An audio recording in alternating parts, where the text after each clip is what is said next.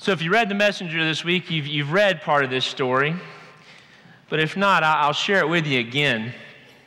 It's been a couple months ago, and I was at the corner of Lindbergh and Sidney Marcus right there near one of my favorite Chick-fil-A's, and I was sitting at the traffic light. It was red. And I saw this young woman walking up from the shopping center there, and she had one of these signs in her hand. Now, our Atlanta First signs are very fancy. We've got heavy-duty metal signs, and so when you put them in the ground, they stay nice and straight. But you've seen the ones like this that are just barely thick metal wires about all they are, and they slip up inside of these signs.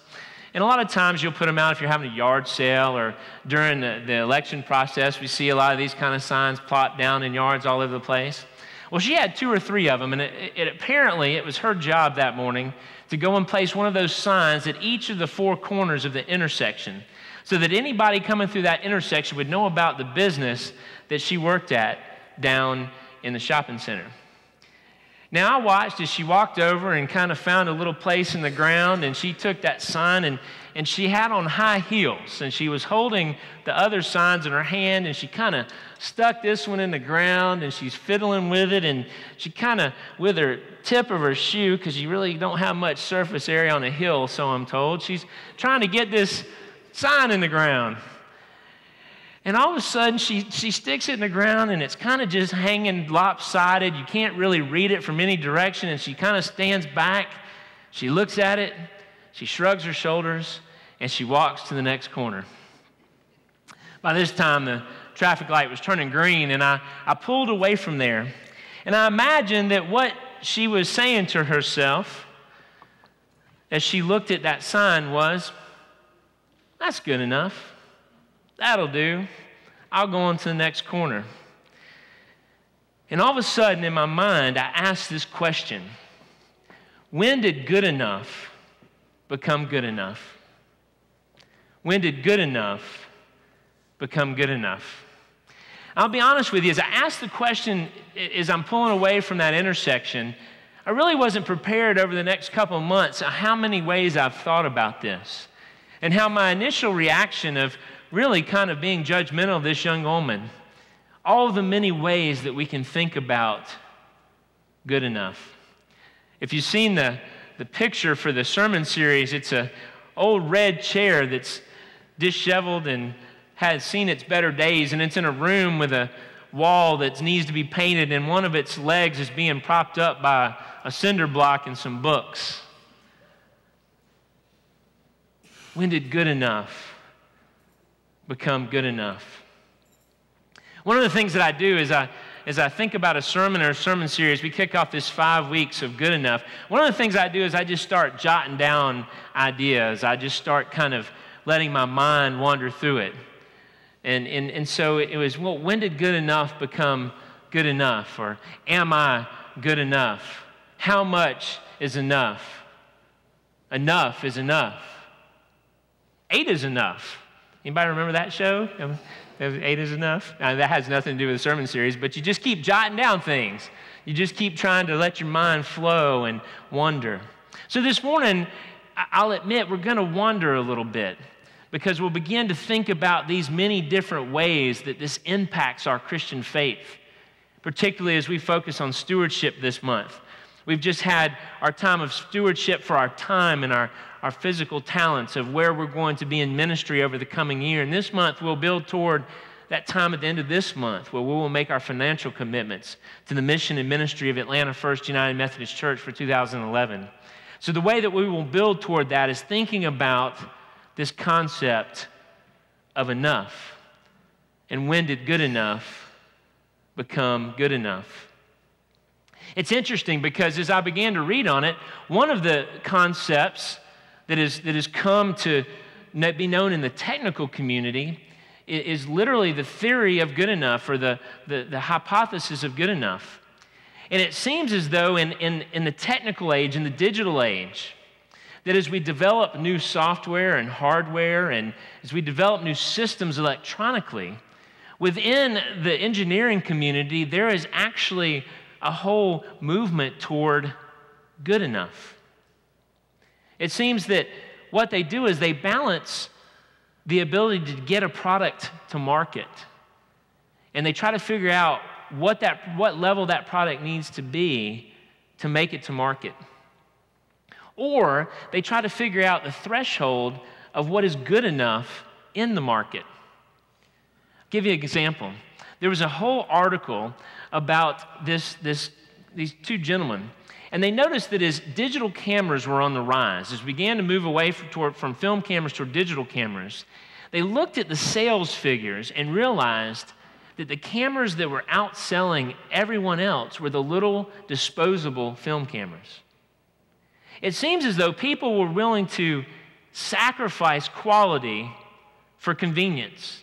They could just go by the store and pick up one of these little disposable cameras and pop it in their bag and take it with them and take pictures and go and drop it off and get the film developed, and they don't have to put up with it. They don't have to keep up with the camera. They don't have to really do a whole lot. So as the digital camera age was coming into being, these two men looked at those sales statistics and they thought, I wonder if this would hold true with digital cameras. And so they went and they found all these components that were just good enough. The lens wasn't the best. The chip, the memory chip, could only hold a certain number of pictures. The flash wasn't very bright. But the idea was it was almost a disposable digital camera. People would go and take the pictures. They would bring it back to the lab. They would remove the card and process the pictures and then send this camera back to the company that would then refresh it and send it back out. They sold a mind-boggling 3 million of these cameras. Problem was that they didn't anticipate the lag time. People, as you know, with digital cameras, how many of you have digital cameras and you never print out the pictures? Isn't that crazy? You know, we can just put them on the computer, or we just go looking at these pictures on this little 2-inch screen and we flip through them and we never actually print them out. Well, that was the only part of their business plan that failed. But the fact of the matter is, for some people, it was good enough just to have a picture. Now, my mom will tell you I'm a little OCD when it comes to pictures. For her, a blurry picture in which you kind of have to tell the whole story about what's in the picture is good enough. For me, I want it crisp and clear and the highest number of pixels possible so you can see the sweat on somebody's brow. But clearly, in the marketplace, I'm the exception rather than the rule. And so some places in the market, we work toward good enough. We figure out what it is that somebody wants, and we work to that level. There's another concept around this of which I've always been fascinated. In engineering, there's this triad.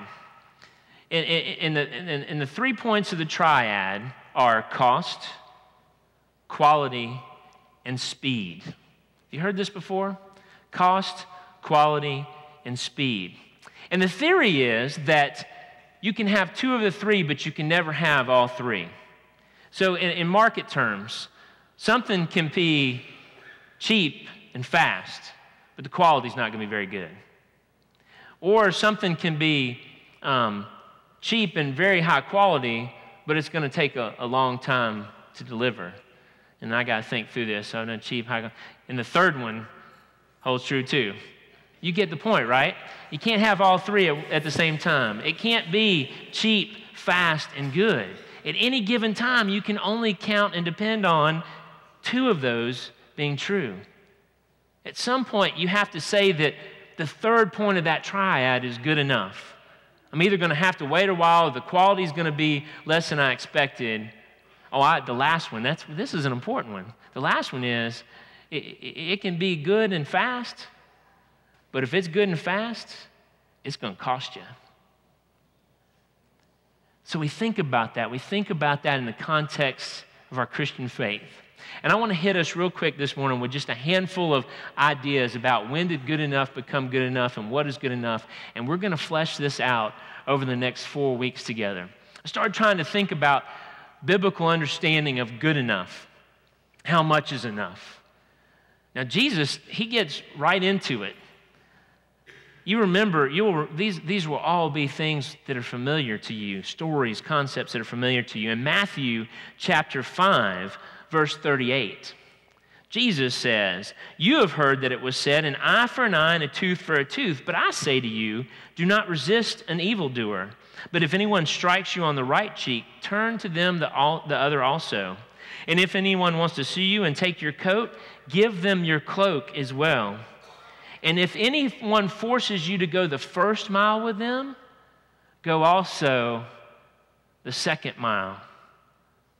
You know that Shannon works for Chick-fil-A, and Dan Cathy, that's the president of Chick-fil-A, talks about second mile service. Being a good Christian man, his second mile service, his concept of second mile service comes from Matthew 5, that Jesus tells us to go also the second mile. Far too often in our world today, quarter mile service is good enough. If we just kind of get in the door and get a little something and get back out, then that's good enough. But increasingly, as we talked about a little bit last month, people are becoming aware that the first mile is not good enough, that we must also go the second mile. And might I challenge Jesus and say the third and the fourth, that to be good enough sometimes we have to give more of ourselves than we realize we initially have. Then Peter came and said to Jesus, "Lord, if another member of the church sins against me, how often should I forgive? As many as 7 times?" See, I don't know about y'all, but I keep picking on Peter. I'm not asking Jesus how many times I got to forgive somebody. That's like asking a professor how many pages the paper needs to be if they haven't set a number of pages. You assume that the least number of pages to get the job done. You know, if you ask Jesus, "Jesus, if someone makes me mad, how much should I forgive them? 7 times?" And what does Jesus say? 70 times 7. So the literalists among us want to multiply 70 times 7 and get 490 and figure that's a lot. But what Jesus is really saying is that you forgive and forgive and forgive and forgive, and you never stop. For Jesus, good enough in forgiveness is meaning that we forgive and forgive and forgive. We go the second mile. We give them our coat and our cloak. We turn the other cheek. We forgive beyond our ability to forgive. Now, there's another familiar story that is one that people have debated for a very long time. And it tends to be when you tell this story, people usually come down on one side or the other. It seems that there were these 2 sisters, and Jesus went to visit with them in their home. You remember this story. Jesus went, and Martha welcomed him into her home, and she also had a sister, Mary. And Mary sat down at Jesus' feet because she just wanted to listen. But Martha, she had to make sure that the house was just so for Jesus. Because when he walked in, things weren't good enough, and so she got busy with cleaning the house and preparing the meal and getting everything in order. And Mary just sat there, doing nothing. Martha was upset about that. And Martha challenged Jesus. "Hey, why are you letting my sister just sit there? There's work to be done." And Jesus responded, "Martha, you are worried and distracted by too many things. There is need of only one thing. Mary has chosen the better